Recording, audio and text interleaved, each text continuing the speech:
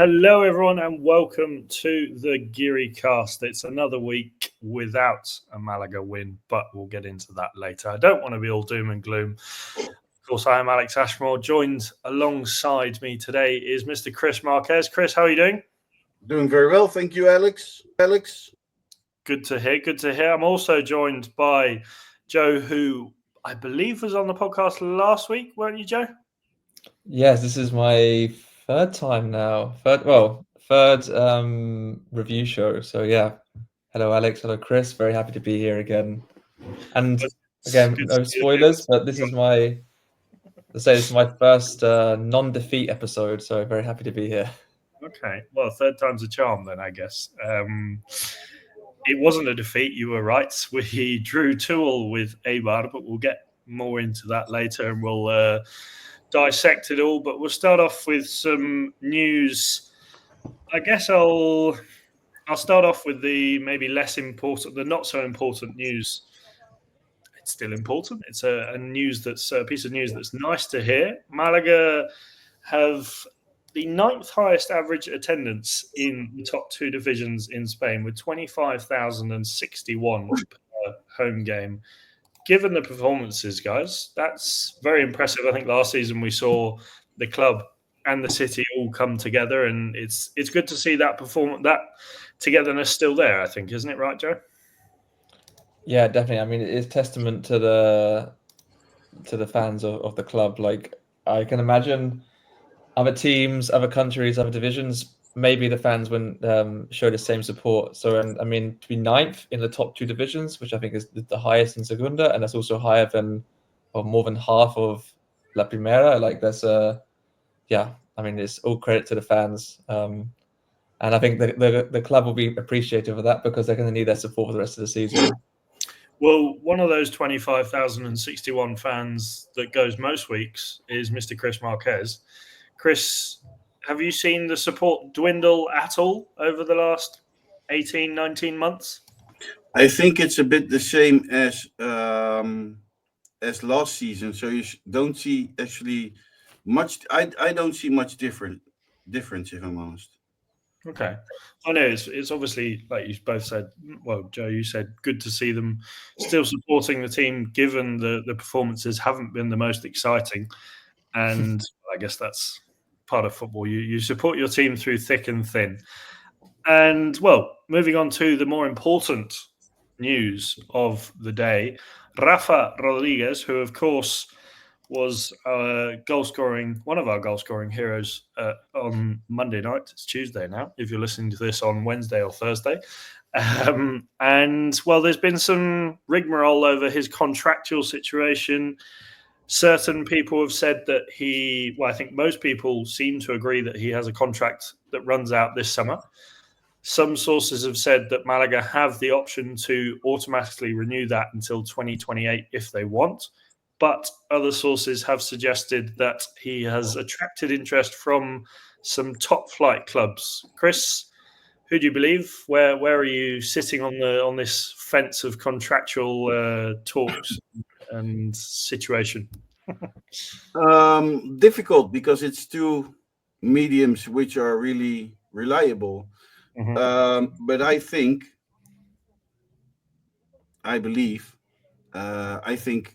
Radio Marca Malaga has it right.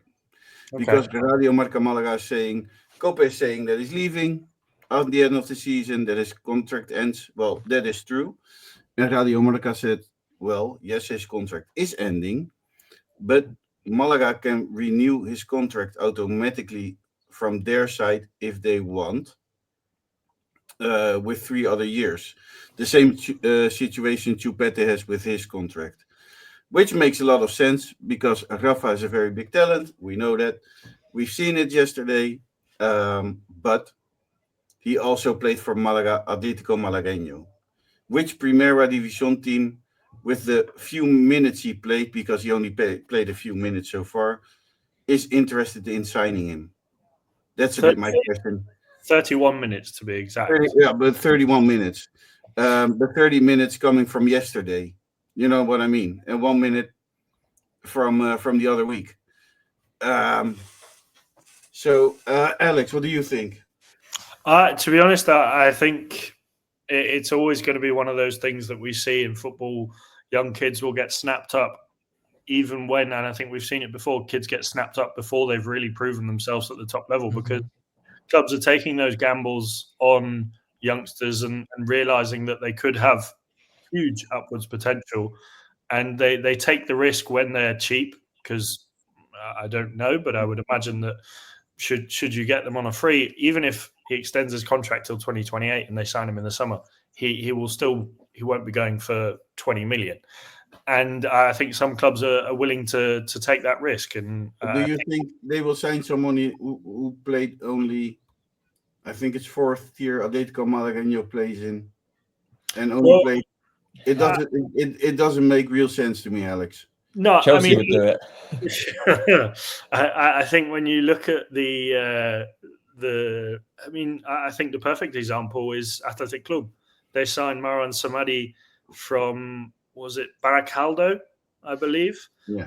And I mean, that's fourth tier Spanish football or third tier Spanish football. I think it's fourth tier, isn't it? And he's obviously shown a little bit more, perhaps, but it's still that similar sort of risk. You sign a player that hasn't really played at the top level. You either put him in the first team and you chuck him in at the deep end, or you loan him back out to Malaga or another club and let him develop that way.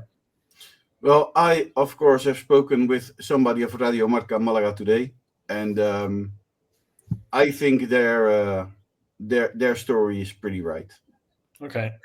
So contract extension until 2028. Yeah, if Malaga wants, because that's also the thing.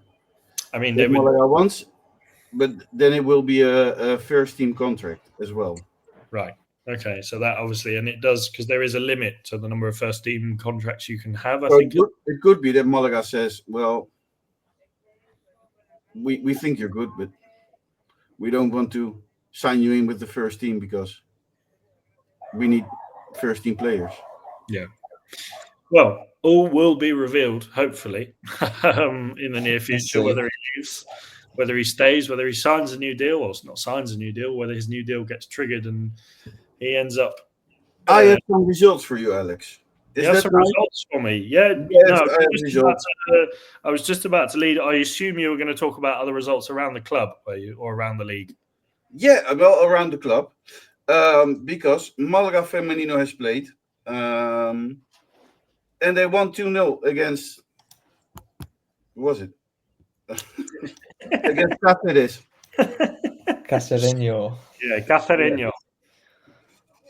Yeah, against Cacereño in Cáceres. I have to say it right. I'm very sorry. They won 2-0 with goals of Futu and Arancha, and a good win. They only have 2 matches left this season, and that's against Guiniguada Apolinario CD. What a name. This is the worst football name I've seen so far. And Valencia Femeninas B. Okay. So they're 6th in the table, and I think a brilliant season so far, and hopefully some wins that can push them up even further. They're 4 points behind Olimpia Las Rozas and then a little bit further behind Elche. So some promise and, well, hopefully 2 results to finish the season. And they are in a stable situation, I think, because last season Ruth Acedo left, which was very important for the team. I think Tenerife. Yeah, maintaining themselves is quite important. Yeah, she plays for Tenerife now. But was that the only football this week, Alex? It was Atlético Malagueño didn't play, but there was other results around the grounds in Segunda, if that's what you're referring to. Atlético Malagueño had Easter off, but Malaga... Lucky them. Unfortunately, women have to work with Easter. It's not fair, is it? But the men had to work as well in Segunda. It's only the Atlético Malagueño who got off. But we also had football in Segunda, because the men in Segunda also didn't get their weekend off. It all started with Real Sporting against Mirandés, an important match for Malaga, with a horrible result, we can say. Mirandés quite up the table this season. Mirandés quite up the table, and Real Sporting Gijón quite down on the table. They were in the same danger zone as Malaga, but Real Sporting Gijón won with 3-1. Then we had Castellón, also a very important match for Malaga, because Castellón is also on the danger zone of Segunda, and they played against Almeria, and Castellón won with 4-1. Crazy result. A brilliant result, and some rather entertaining action around the grounds. Not so much in relation to Malaga, but Huesca lost 3-1 to Racing Santander and had 3 men sent off. Levante beat Real Zaragoza 5-2. Some really big games, but Chris, I think the most important one we can say is Racing Ferrol against Eldense, isn't it? Yeah, I think that was a big shocker, that result, because we can say that Ferrol not officially relegated yet, but it's sure they're going to relegate, and they did Malaga a huge favor winning against Eldense. We had Levante against Zaragoza. Levante won 5-2. Big result, isn't it? Some result, and good for Malaga, of course, because Zaragoza sit 2 points above Eldense in 18th and 2 points behind Malaga in, of course, that relegation battle, which, if I'm being honest, I think probably only involves Tenerife, Eldense, Zaragoza, Malaga, Castellón, Cádiz, and maybe Sporting de Gijón. But that was a big win for them this weekend. Yeah. So it's good that you named Cádiz, because they played against Burgos this weekend, and that was a 2-2 draw.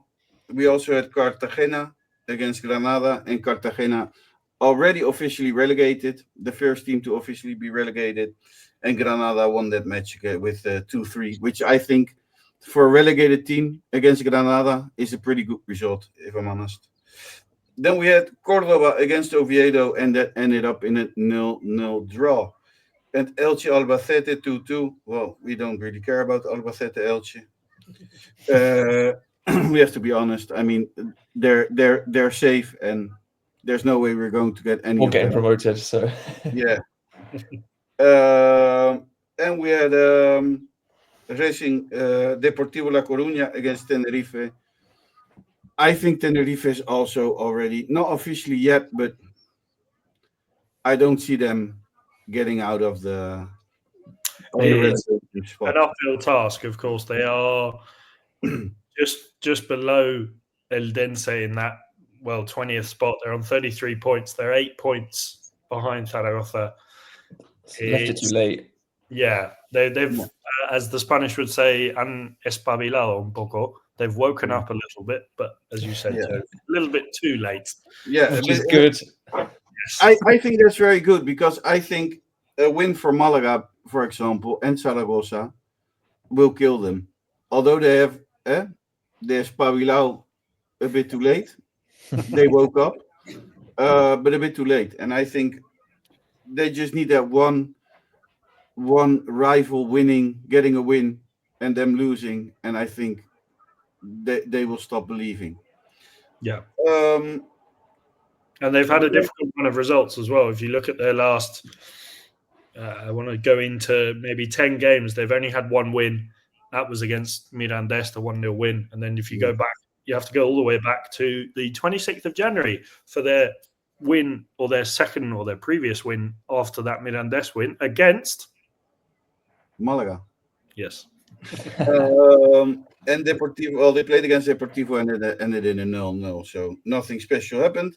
And then Malaga closed this week's round, for last week's round, yesterday with a 2-2 draw. And I think we are soon talking about that result as well. Not quite soon. We'll talk about it now, unfortunately. Let's go. Fortunately, in some ways, I think. Well, let's get straight into it, shall we? It's the second week in a row that Malaga have played on Monday night. Joe, are you a fan of Monday night games? If you ask me from a fan perspective, probably not, because getting around Spain, is tricky in the best of times, let alone a Monday night, especially the week after Semana Santa as well. So everyone was already especially for Malaga to Eibar.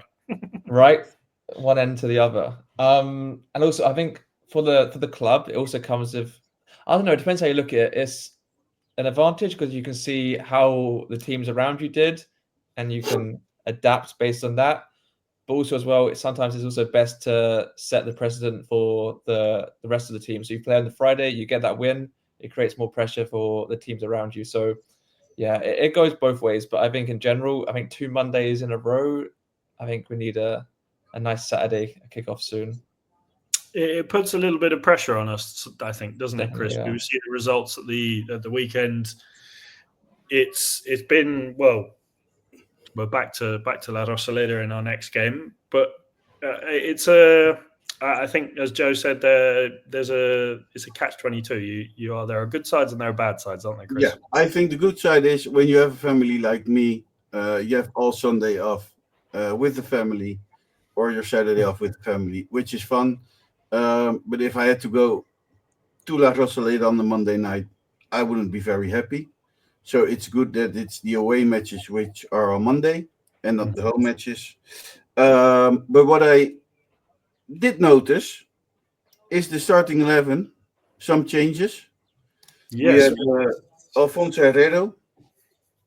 Well, that's no change, is it? That never changes. What was the change was Puga instead of Gabilondo.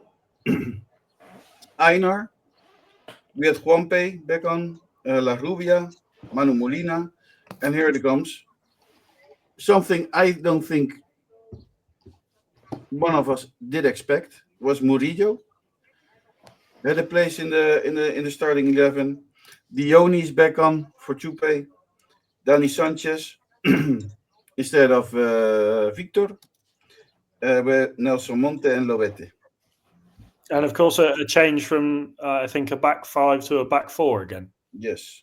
So Pastor out and Murillo in. Were you happy with those changes, Chris, or were you? I didn't really understand the Murillo's change, if I'm honest. And I was happy with the Puga change because I think Puga is much better than Gabilondo is. And I like the fact that we for once started with our striker who has the most goals this league so far, which makes total sense. Joe, this season I think has been for not just this season, but for the last 12, 15 years, I want to say. And it's always the case for clubs, especially clubs like Malaga who don't have a lot of money. It's finding those gems or unhidden or those hidden, unearthed players that can score you 20 goals a season. That's a chess move or it's been a problem of a square peg in a round hole this season, hasn't it? Yeah, I mean, like I was very happy to see Dione back in. Like again, the top scorer with I think 7 goals, but it's clear that he's the one who's, if you want to get a goal, especially in Malaga's situation where they're struggling, he's the one who probably provide that. Like with Rocco, yeah, it's not really worked. And with Chupete, you're asking a young player, similar to as we spoke about Rafa earlier, limited experience, and it's a lot of pressure on a young lad to pretty much save the team because that's where the team's struggling is for goals. So I was very happy to see Dione back in. I quite liked the team in general. I liked how Puga was in that. It's kind of like it was almost like a hybrid 5 at the back, 4 at the back, because he could kind of tuck in as a wing back, but also provide almost like a right winger as well. So I really liked the setup. But yeah, I think everyone's concern going into every game is goals. Yeah, I think and this is always going to be the problem, especially when you're fighting down below. Chris, Chupete, we know how well he's done for Atletico Malagueño. Do you think we should just put him in? Obviously, every game is maybe unrealistic. You have to manage his workload and you don't want to get him injured. But you see teams like Barcelona playing youngsters week in, week out. Do you think we have to, at this point, start putting him in the team more? I think we should stay with Dioni and give Chupete minutes once things doesn't seem to work or when we get behind. Like what we do every week. We put on an extra striker, and that should be Chupete. I'll start off with the first 15 minutes and then lead into the biggest moment of the first half. Joe, I think with these games, especially against teams that are doing well in the table, and of course we look at Malaga's recent games, and we've had some really tough fixtures. But I think coming into a game away at Eibar, who haven't, and they've been good, but they haven't been on fire, I think, like many would have perhaps expected. Mm-hmm. Were you happy with the start? Do you think, did you see something different that you thought, yes, Sergio Pellicer's got into his players and said we need to do something different this week? I think it's been similar to the last games. Like I think in against Cordoba last week as well. Who was last week against? I can't remember now. But against Huesca, that was it. I think the first halves in general were quite good. It was just no sign of where the goal would come from. I don't think Malaga were good. I think in general the first half was quite low quality as well. I don't know if that was down to the weather. Like the ball was really skidding along the surface, loads of misplaced passes. With that, maybe it's also a good opportunity to take longer shots to test out the keeper. But I think Malaga were more than in the game. But I think that's also been the pattern for the last couple of games as well. Decent first half, but without looking like there was going to be a goal coming from anywhere. I think Lubete had one snapshot inside the first 15 minutes at the near post of the goalkeeper, but it was steady, but without any oomph, let's say. Do you think he should give him the ball towards the?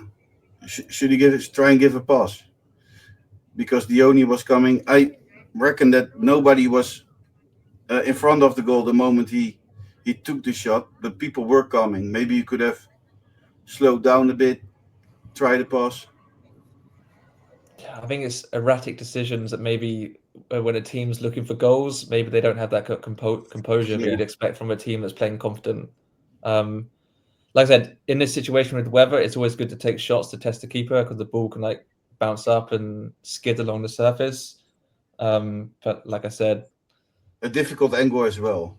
Yeah, it was probably the brightest opportunity in over 15 minutes, but it would have to been a big mistake from the Eibar goalkeeper to concede from there.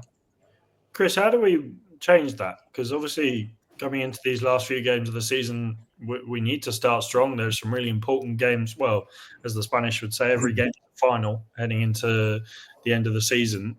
And grabbing a game by the scruff of the neck quite often can be the difference between a point or 0 points or 3 points and 1 point. How do we change that? I think the only way to change it is to change your style of football, because our football is very defensively, which means that when you play very defensively, you need strikers with a lot of pace to be able to counter, and we don't have that because once Lobete or Puga gets the ball, there's nobody in the area to hit the ball. That's a problem, I think. So it's a formation thing. Confidence, because you can also take the shot from outside the box, and just try to shoot on goal and try to get something out of it.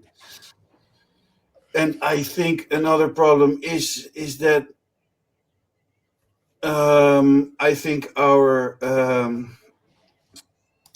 side positions, so the wing positions, I don't think there's a problem, but it's getting the ball towards the striker. I think that's where the biggest problem lies, because our wingers, I see La Rubia, I saw Lobete, I saw Puga beating the backs on the wings easily, and I see that every week. But then it all turns out to nothing. Well, talking about balls down the wing and balls in behind, we did get one in the 28th minute, and that led to a penalty shout. Joe, having watched it back and, having seen it in the moment, are you convinced that the referee and the fourth officials and the VAR booth made the right decision? So when it happened, the first thing I said to my girlfriend, we were in the kitchen and watching the game, I said, that's going to be overturned. Like, I was like, in that initial reaction, you're like, oh yeah, penalty. But then I don't know what the ref saw. Like, it was the faintest of touches. I don't know if he thought it was like an elbow going or something, but yeah, I knew it had been overturned. It was like a combination of a slip and the slightest touch, but it was not a penalty for me. A great run. I knew it as well. But Yeah. I also think it should be a penalty. You think?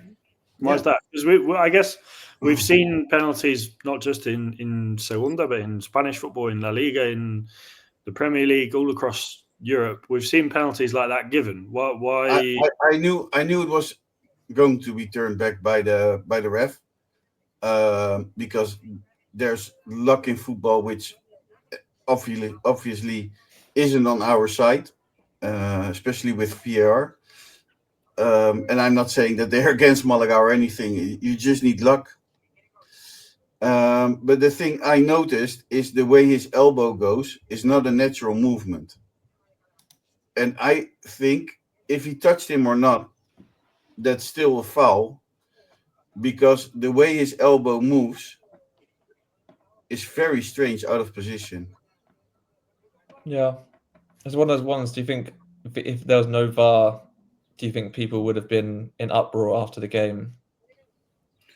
Yeah, probably, but that happens with every penalty. Yeah, so you can't win. But yeah, I think the way it's just the way because his elbow does this, like trying to hit him with his elbow. He makes the elbow move, and I think whether you hit a player or not, the elbow move is a red card in football.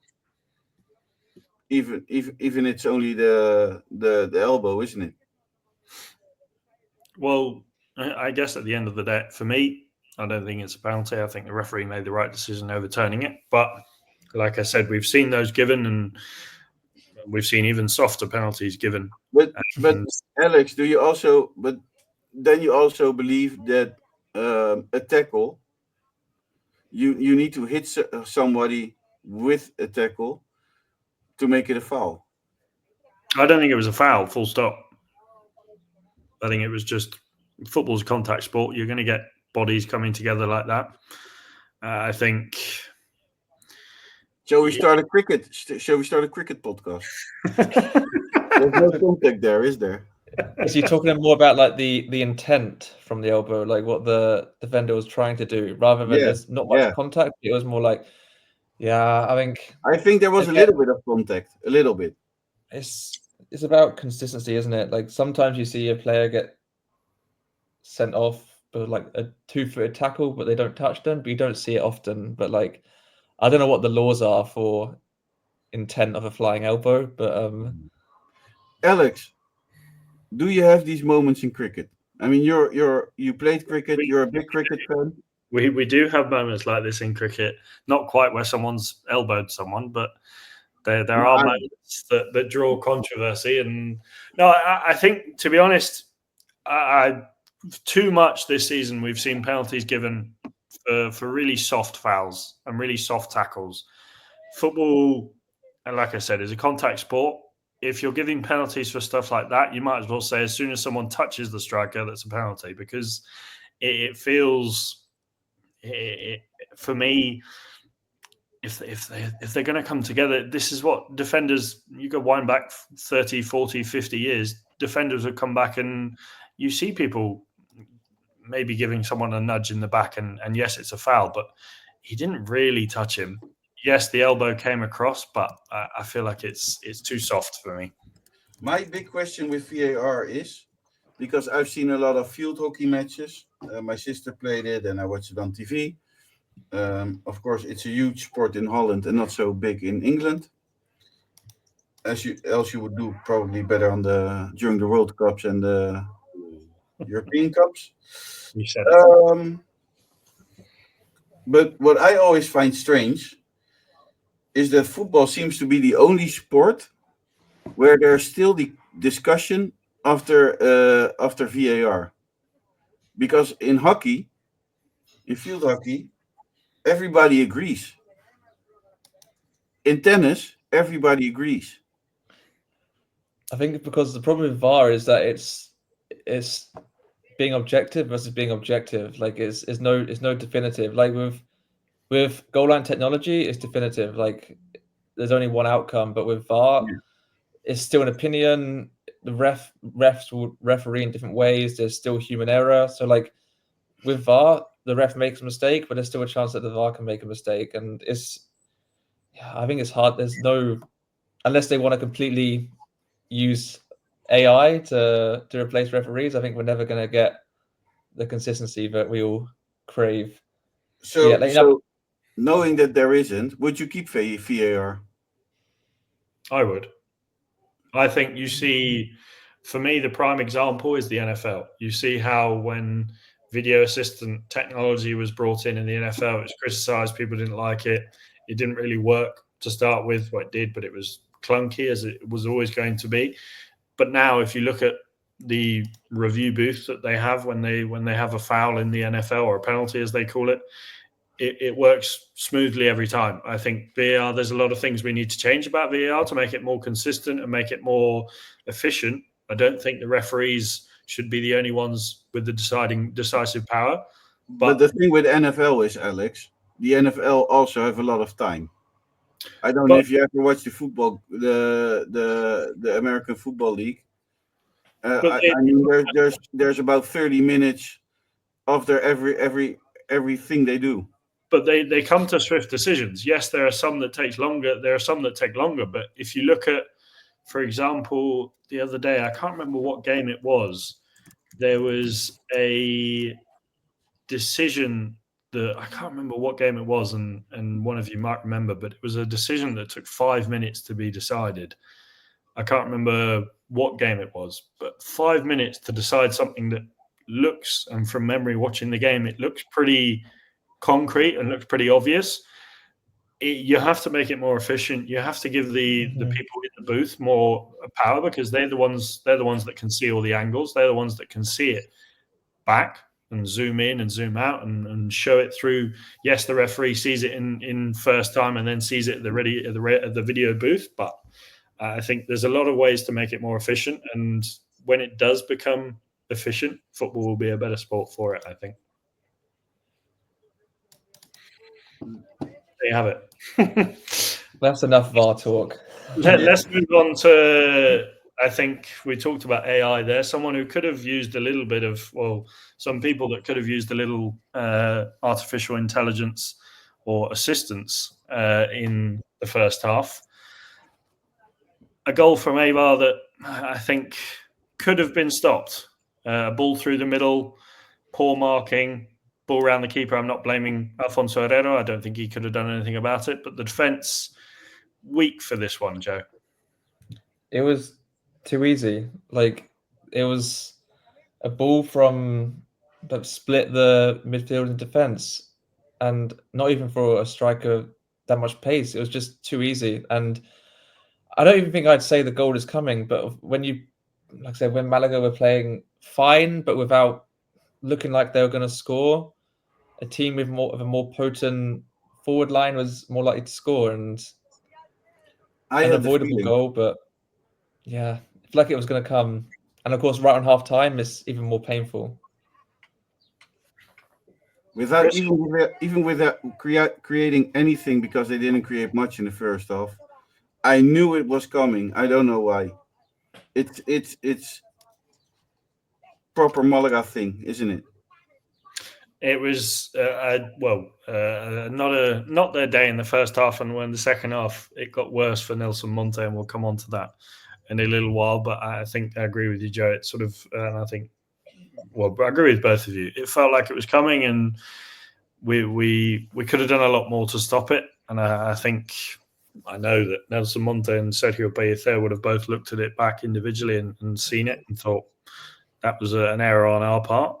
I don't know about you guys, but looking at the first half as a whole after that goal, were you confident that we could turn this around? I was thinking at halftime, here we go, is another 1-2-0 loss, and we're going to head back into the week doing a review show after another defeat, and perhaps a really worrying thought that relegation is on the cards. And I think it's obviously, but it's a little bit. We feel a little bit better having got the point. I was watching it at my neighbor's house, and he said after the first half, "Chris, I'm sorry, but I'm going to turn it off. I can't be asked to see the second half because I know what's going to happen." And he said, "I prefer not to watch, and still make something out of my evening than watching this." He said, "It's too many years for me watching this shit show." And then I went home, and I, without having a feeling that we're going to win or we were going to get anything out of it, but still, you always hope, don't you, as a fan? So I still had my hopes, but I didn't think it was going to happen. Joe, were you hopeful? No, that's what I'm gonna say. No, I was very pessimistic because it was, like I said, it was a difficult game. Monday night up north in the cold and rain, and even in a sunny La Rosaleda, are you confident that Malaga are going to score and get back into the game? Like, yeah, I wasn't optimistic, but we were proved wrong. we were proven wrong, thankfully. Before we get into that, we did have a change. We had Einar Galilea coming off for Antonito. Given the circumstances and the scoreline, Chris, do you think that was a necessary decision, or would you have, and obviously Einar Galilea picking up the booking, would you have made that decision, or would you have left it a little bit longer? I would have taken that decision, but the thing that strikes me is that we have to take this decision every week because we play so defensively. And that's the whole point for me, because it seems like we're playing not to lose matches. We're not playing to win, to be winning matches, are we? Because if you have to make those changes every week after 50 or 60 minutes, then I think the way you start, the plan you have before the match is not really right. It's not a right, and that's the whole point that strikes me at this point, is that every week we get behind, and every week we make the same change. And then I think, why don't show some balls? I mean, what do you have to lose? You're predicting that you're going to lose anyways, because I don't know what your expectation is with 5 or 4 defenders. If you have a problem scoring goals, it's probably because something isn't working up on the pitch. But if you keep playing with 4 or 5 defenders, what is your strategy? Not get a goal against you and hope and pray on the pitch that you will score 1 goal? Because that's a shitty plan, isn't it? That's a bit the thing I dislike. I don't understand it, because if you're going to play like, let's hope we're not getting a goal against us, but you can already tell, because it happens every week, that you get behind and you get a goal against you. Well, why not change it all and say, fuck it, we're going full attack, not full attack, but we're going to play more attacking, and then that's also a strategy of defending, isn't it? And I think it's a better way of defending when you have the ball on the rival's pitch. I'm half Dutch, so I will phrase what Johan Cruyff said, and that was, attacking is the best defending. Well, talking about attacking, we got a goal not too long after the second half began, 15 minutes in. A cross in from, I think it was Manuel Molina, if I'm right, off the top of my head, and a well, a hard-fought header from Diego Murillo, and I think a good header. Keeper probably wasn't going to save it, and we're suddenly back in it. I think a reaction that we want to see, but like going off from what Chris said, we shouldn't have to see every week because we want to see them starting like that, don't we, Joe? Yeah, I mean, like everyone wants to have a manager that's reactive, like that adapts as you're going on. But if that's what you're doing every week, then maybe where's that? We need a bit more proactivity instead. But of course, when it comes to the goal, yeah, it may be bailed out by a set piece. It's one of those weird set pieces where they play it short, but then they go straight into the box anyway. But it was a really a really powerful header. I was a bit concerned on the first glance, like they were going to disallow it because I thought he was climbing a bit, but then on the replay, no, it was just a really tenacious defender. I think it was a really tenacious performance in general by Murillo. Like, I think, especially his third start of the season, obviously had a point to prove. But yeah, going back to the initial point, of course, it's great to get the goal, but you'd like to see a bit more proactivity and a bit more, I don't know, just not so. I love defensive football. That's what I grew up with as a Chelsea fan. But when you're in a situation, I feel like they were playing for the draw, but it's so easy to lose that in any moment. And that one slip of concentration, and Malaga lost the first goal. So then like I said, you're playing catch up. You've got to make more intense substitutions, like a more attacking-minded player on for a defensive player, and then you're playing catch up. But at least the goal came. That was the main thing. I want to say that it can be very well. It's not nice. I don't like defensive football, but I can understand it when you have the players for it. Yeah. But Malaga obviously doesn't have the players for it. But do we have the players for any sort of football? Well, if there's one thing we don't have, it's a lot of pace up top, is it? And I think to play counter football, you need players with pace. I've seen Antonito getting the ball in the second half with a possible one-on-one on the striker, and even my grandmother's turtle would catch him up. Yeah, that was painful, right? That's something I'm not sure your grandmother's turtle could have done was the second goal. What a goal. I don't want to jump ahead of myself and get too excited, but goal of the season? It was a nice goal. But I think the keeper should have done better, though. It was a beautiful goal. And why? Because the ball was still. And he placed it very well. The turn and the shot. Yeah. Just unbelievable. And yeah. For a player who had been on the pitch at that point for how long? 15 minutes? Yeah, he'd been on. So obviously the goal in the 60th, and then Juan got off a minute after that. So he'd been on for all of 9 minutes.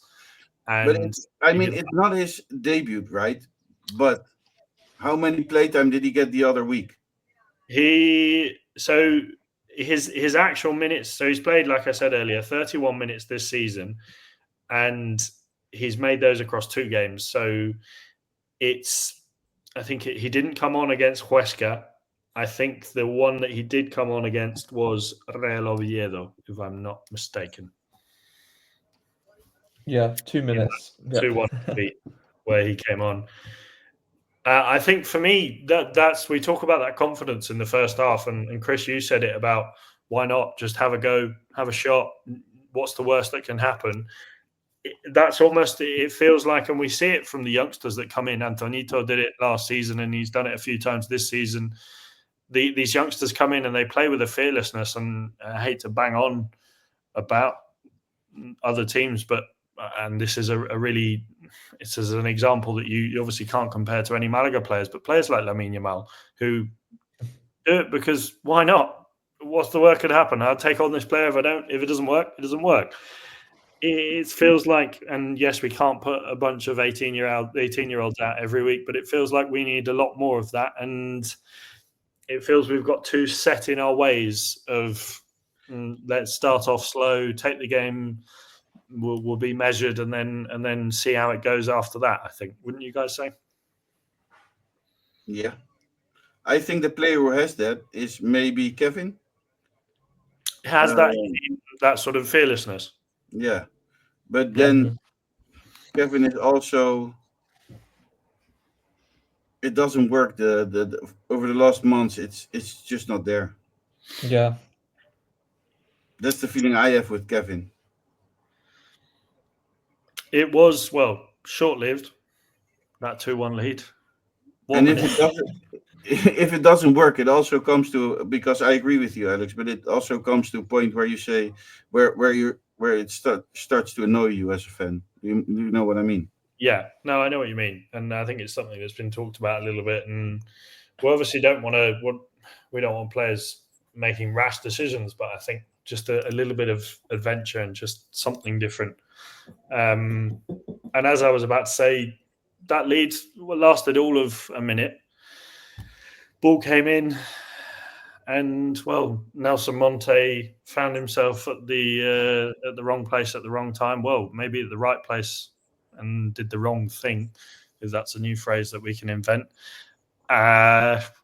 Disappointing, because I remember seeing, I think the phone notifications always seem to come in 10 seconds before the goal or 5 seconds before the goal. I saw it on my phone and I was like, oh, here we go again. Yeah. And then the goal came in.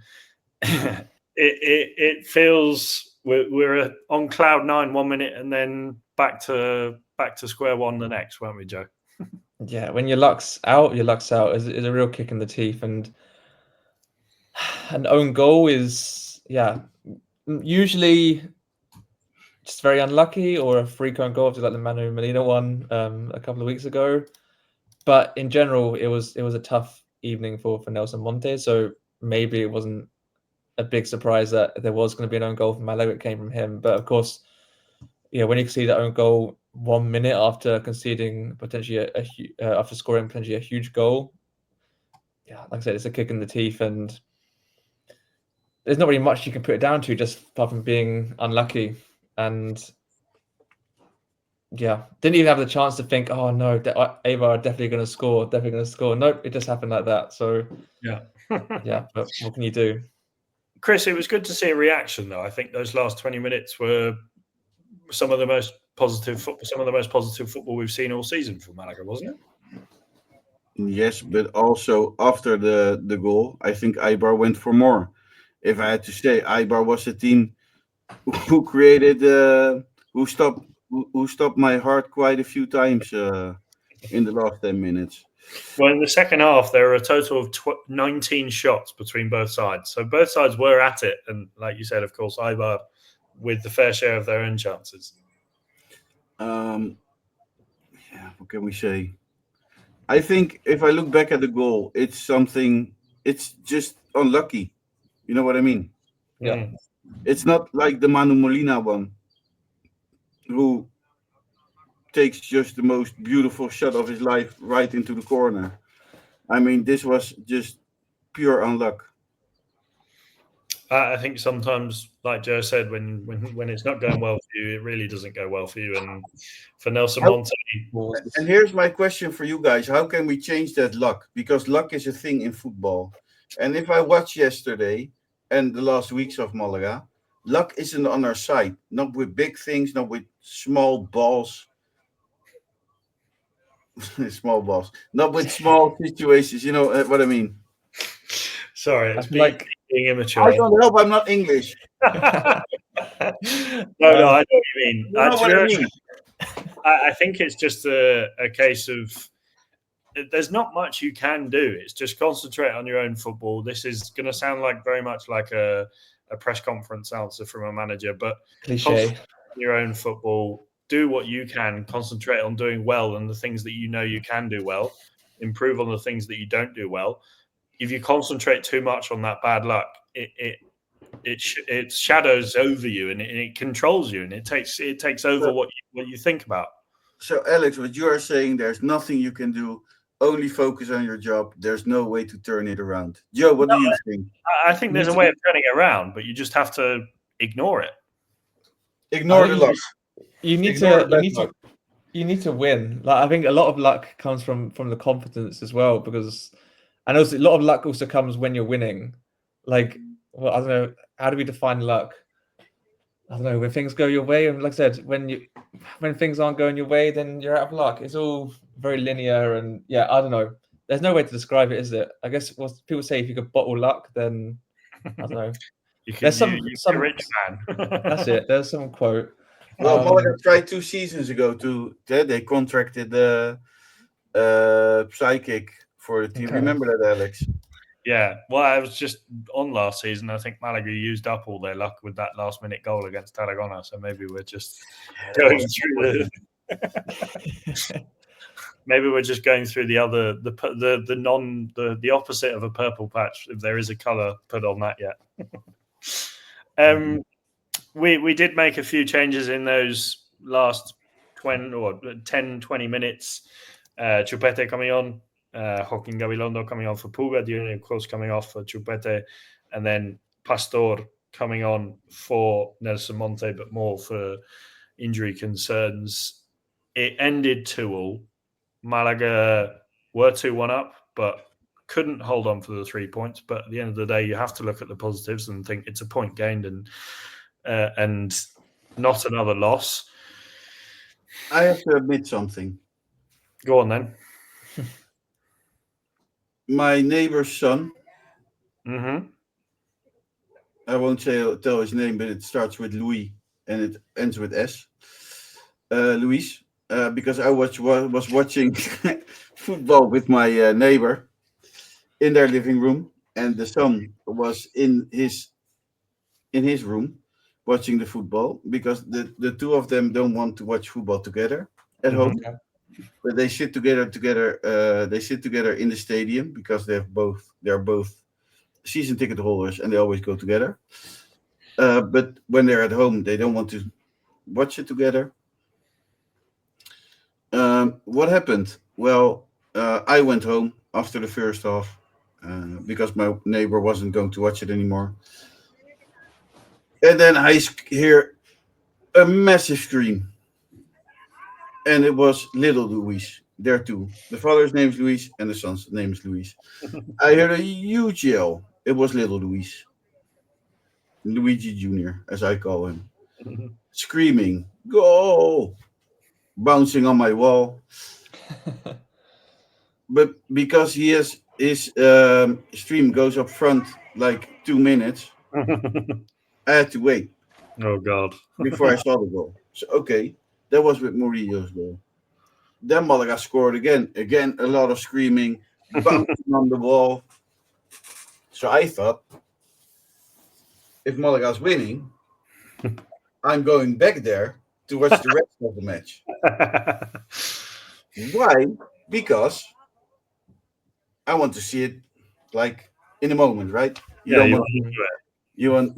want to listen to your neighbor celebrating Spoilers. or being angry. Yeah. So I went back to my neighbor, and my neighbor wasn't there. His son was in his room watching. And the moment I come in, his son comes out, and he says, "Chris, what the fuck are you doing? This is all your fault." Fuera. He said, "Get the fuck out. Go to your home. Go." So in all of these, 46 minutes of football you watched, Eibar scored both goals when you were in their house. I said, "What the fuck did I do?" He said, "Thanks to you, we're not winning again." So I stayed, and his mom was laughing, and I said, "What?" And then he said they scored again. I thought, "What the fuck?" So his mom said, "Yeah." He also sent his father away from home. So he told his dad that he had to leave the house. His father did that. And now we're not allowed to watch Malaga at his place again because we are bad luck, the both of us. Well, there you have it. Bard. A brilliant story, but as I was about to say, 2 points lost rather than a point gained. We do have to do it, lads. We've gone through the game. I did have a lingering question about Sergio Pellicer, but I almost don't want to ask it because it feels like it will bring down the mood too much. But where does this leave things with him? I think it's getting too late. It's getting too late towards the end of the season. Like, how many games is it? 6 games? 6 games left. And obviously, nothing will happen for the next. It's too late, and I think there's not really much else to say apart from that. I just have to hope that the games that are winnable, somehow he finds a way. I do Chris? totally agree with. I totally agree because it doesn't make sense. If you wanted to throw him out with the loss, why not throw him out with a draw? I mean, that's the only way I see it. I mean, a draw isn't changing anything. It's a bit the same thing. So if you wanted to throw him out, you already should. Or are you waiting till they lose next week? But next week you will say, yeah, well, maybe wait another week if we lose the week. I mean, if they wanted to sack him, they already probably would have done it last week. Yeah. And I don't think they will, because obviously you sack a manager before the end of the season, before his end of his contract, you have to pay him out. And I don't think Malaga want to spend money that they don't have to, and that's understandable with the club. You also don't want to go to Segunda B, do you? No. Or This is Primera RFF. the other side of the coin. On that, Chumbo and Biznaga. Chris, I'm going to come to you first for a Chumbo. Juanpe. Easy. Juanpe? Okay. Juanpe. He has been. This is his second season in Malaga, and I don't know if a young kid from Atletico Malagueño in 30 minutes shows more than he did in 2 seasons, then we have to ask ourselves what is he still doing here? I do actually remember, and I can't remember the player that I was talking about. I think it was an Atleti player. This was the other week when I came down to Fuengirola, and I was talking to a guy who was a waiter in a cafe, and we were talking about a midfielder who was really good and played really well. And I said, well, he's better than Juanpe, isn't he? And, well, he's been disappointing, I think, to say the least. Joe, are you Juanpe for Chumbo, or have you got someone else?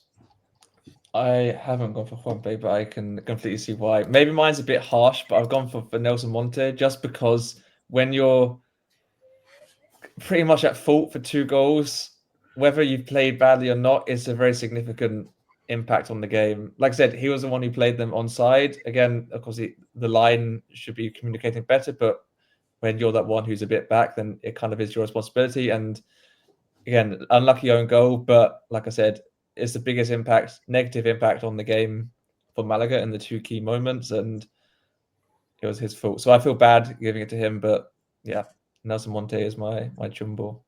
I think I'm going to give it to Nelson Monte as well. I could have given it to any of that back 4 other than Murillo. I think Galilea could have got it coming off at half time, and obviously with the booking.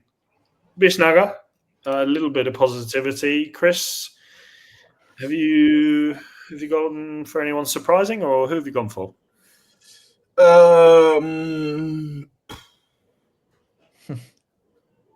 I think I give it to La Rubia again. Okay.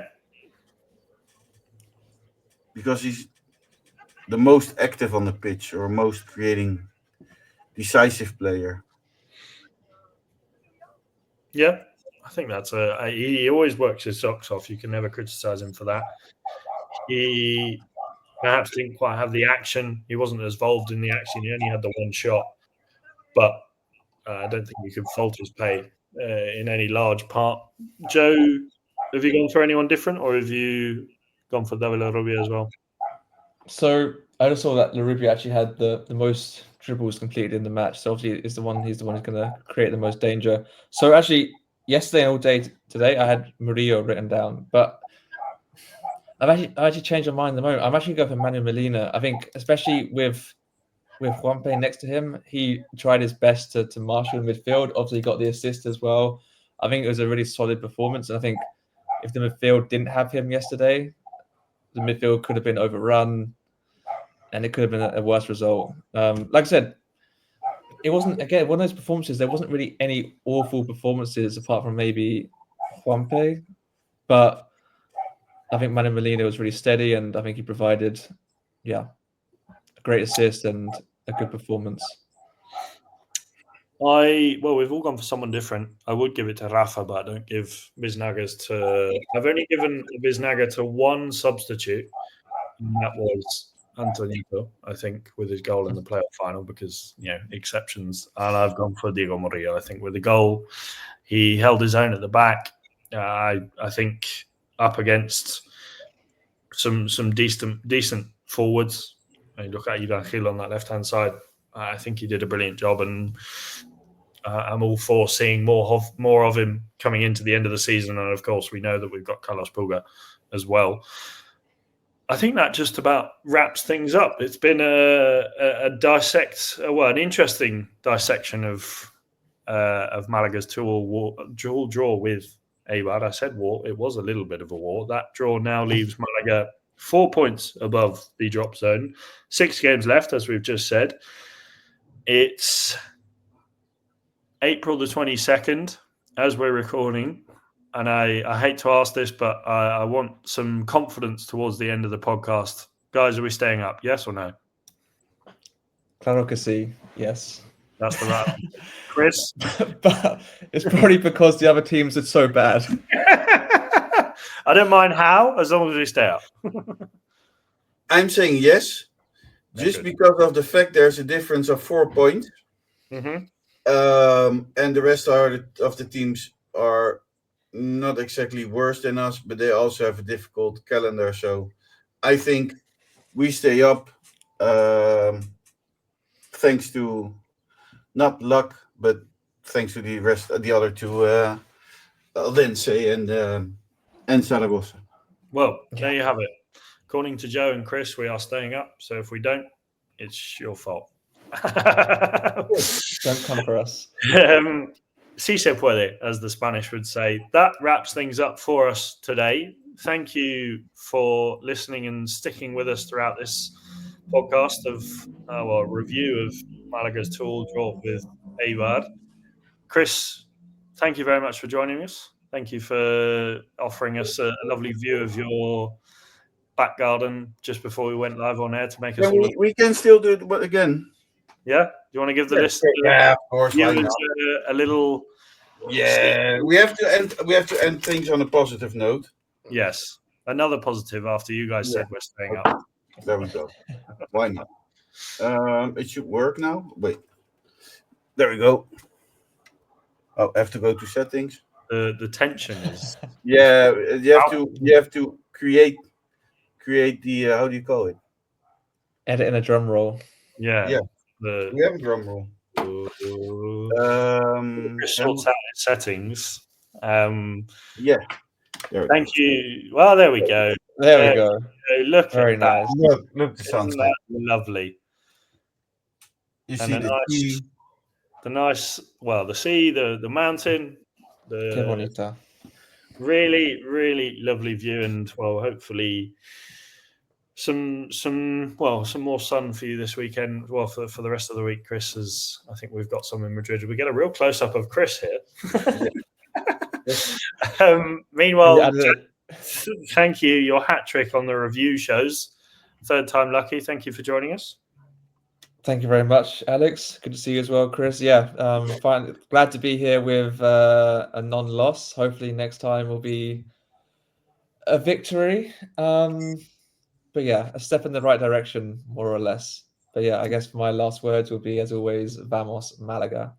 Yes, Vamos Malaga indeed. Thank you very much for all of you for listening. Of course, do follow us on Twitter, Instagram. Join our Telegram group if you want to talk all things Malaga with like-minded Malaga fans. And, well, this is Tuesday, 22nd of April. We've just reviewed Malaga's 2-2 draw with Eibar. And later on in the week, we will bring you our preview of Castellón. So thank you very much for listening. I've been Alex Ashmore, and this has been the Kiricast.